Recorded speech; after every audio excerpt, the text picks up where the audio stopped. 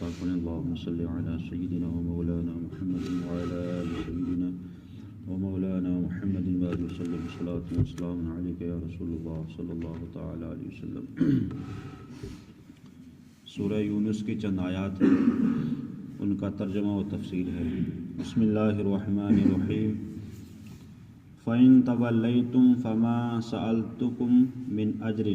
إِنْ أَجْرِيَ إِلَّا اللَّهُ وَأُمِرْتُ أَنْ أَكُونَ مِنَ الْمُسْلِمِينَ۔ پھر اگر تم منہ پھیرو تو میں تم سے کچھ اجرت نہیں مانگتا، میرا اجر تو نہیں مگر اللہ پر، اور مجھے حکم ہے کہ میں مسلمانوں سے ہوں۔ اس کا پس منظر یہ تھا کہ جب حضرت نوح علیہ السلام نے اپنی قوم کو سمجھایا تھا اور تبلیغ کی تھی، اللہ کا پیغام جب پہنچایا تھا تو اس کی قوم یہ سمجھتی تھی کہ انہیں ہم سے کچھ نہ کچھ لالچ ہے، مطلب جو پیغام پہنچا رہے ہیں تو ہمیں کچھ نہ کچھ دینا پڑے گا۔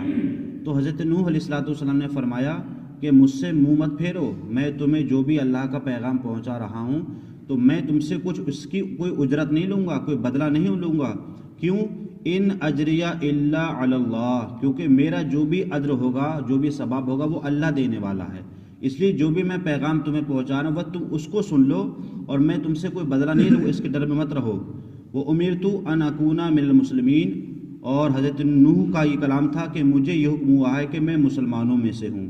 یہاں آپ ایک بات بتائیں، کچھ لوگوں کا یہ ذہن رہتا ہے کہ اسلام جو آیا وہ 1400 سال سے آیا، اس سے پہلے لوگ سمجھتے کہ اسلام نہیں تھا، لیکن یہاں حضرت نوح علیہ السلام کا جو ذکر ہو رہا ہے، فرمایا کہ مجھے حکم ہوا ہے کہ میں مسلمانوں میں سے ہوں، مطلب میں مسلمان ہوں۔ تو اسلام جو ہے وہ 1400 سال سے نہیں ہے، بلکہ اسلام تو ہزاروں سال سے ہے، اور حضرت نوح علیہ السلام کا جو زمانہ ہے اب سے تقریباً 4000 یا 5100 سال پہلے کا زمانہ ہے۔ تو اس وقت آپ فرما رہے ہیں کہ میں مسلمانوں میں سے ہوں، تو اس قرآن کی آیت سے یہ سمجھا کہ اسلام 1400 سال سے نہیں ہے، بلکہ اسلام ہزاروں سال سے کیا ہے، دنیا میں آیا ہوا ہے۔ اس کے بعد فرمایا فَكَذَّبُوهُ فَنَجَّيْنَاهُ وَمَن مَّعَهُ،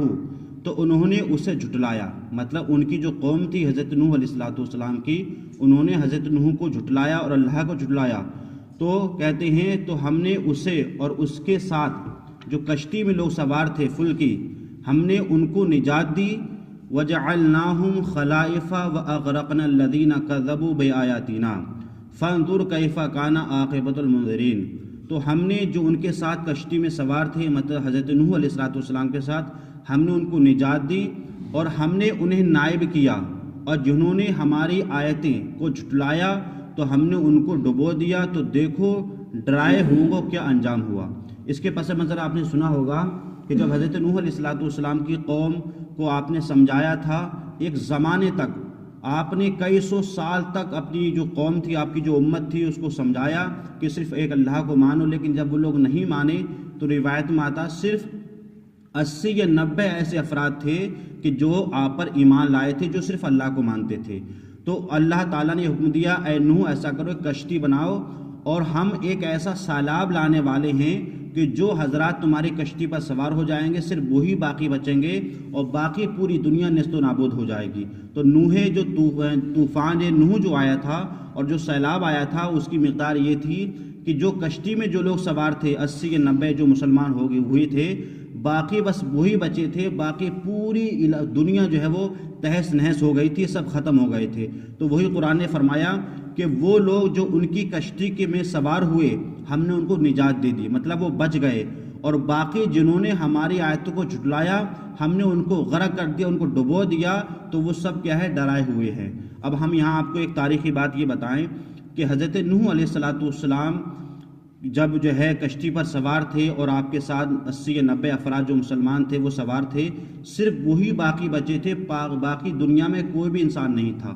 اب انہی 80-90 سے یہ پوری دنیا قائم ہوئی دوبارہ۔ تو حضرت نوح علیہ السلام کے چند بیٹے، جن کے میں سے ایک کا نام حام تھا، ایک کا نام سام تھا، اور بھی بیٹے تھے، تو تاریخ میں آتا ہے کہ ان کے ایک بیٹے کے بیٹے کا نام ہند تھا۔ آج ہندوستان کا نام، ہندوستان جو ہے یہ اردو کا لفظ ہے، بھارت جو ہے وہ سنسکرت کا لفظ ہے، انڈیا انگلش کا لفظ ہے، اور ایک ہے ہند، ہندی بھی بولتے ہیں، ہند کا یہ ہے ہندوستان، ہند جو ہے وہ عربی کا لفظ ہے۔ تو حضرت نوح علیہ السلام کے پوتے کا نام ہند تھا۔ اسی نسبت سے تاریخ میں یہ آتا ہے کہ آپ کے جو چند بیٹے تھے، جب وہ جب طوفان نوح چلا گیا تو آپ کے بیٹے پوری دنیا میں چلے گئے، کوئی کہیں چلا گیا، کوئی کہیں چلا گیا، تو آپ کے پوتے جو ہے وہ یہاں پر آئے، اسی وجہ سے اس ہندوستان کا نام ہند رکھا گیا، کیونکہ آپ کے پوتے کا نام ہند تھا اور ہندوستان کو عربی میں ہند کہتے ہیں، تو اس نسبت سے اب سے تقریباً 4000 سال پہلے جس جگہ ہم رہتے ہیں اس علاقے میں ہندوستان میں، اس کا نام ہند بھی ہے، کیونکہ آپ کے پوتے کا نام ہند تھا جو کہ عربی کا لفظ ہے۔ تو جو لوگ یہ کہتے ہیں کہ ہندوستان کسی اور نے بسایا تھا وہ اس خامی ننار ہیں، بلکہ یہ حضرت نوح علیہ السلام کے جو پوتے تھے جن کا نام ہند تھا، انہی کی نسبت سے اس ہندوستان کا نام رکھا گیا۔ اب ہندوستان عربی میں بولتے ہیں، بھارت جو ہے سنسکرت میں بولتے ہیں، انڈیا ہم لوگ انگلش میں بولتے ہیں، اور ہند جو بولتے ہیں وہ عربی زبان میں بولتے ہیں، کیونکہ اس وقت عربی زبان چلتی تھی۔ تو گویا کہ یہ ہندوستان جو بسایا ہوا ہے وہ حضرت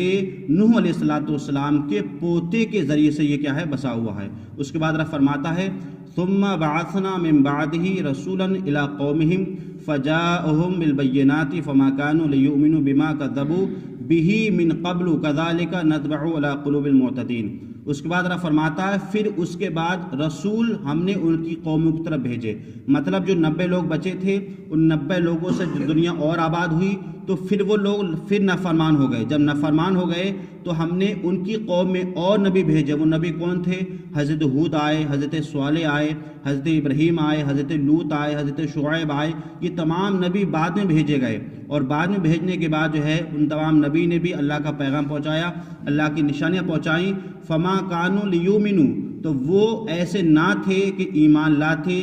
جب انہوں نے وہ جھٹلا چکے، من قبل اس سے پہلے، کذالک، تو یوں ہی ہم مہر لگا دیتے ہیں شرکشوں کے دلوں پر۔ مطلب ان 90 افراد کے بعد جب دنیا پوری آباد ہوئی ان میں جو لوگ نافرمان ہوئے تو اللہ نے اور نبی کو بھیجے، اور بھیجنے کے بعد جو ہے پھر کچھ لوگ ایمان لائے اور کچھ لوگ نے کیا کی؟ نافرمانی کی۔ اللہ تعالی ہمیں اور آپ کو صحیح طریقے سے قرآن مجید سمجھنے کی، اس پر عمل کرنے کی توفیق عطا فرمائے۔ اللہ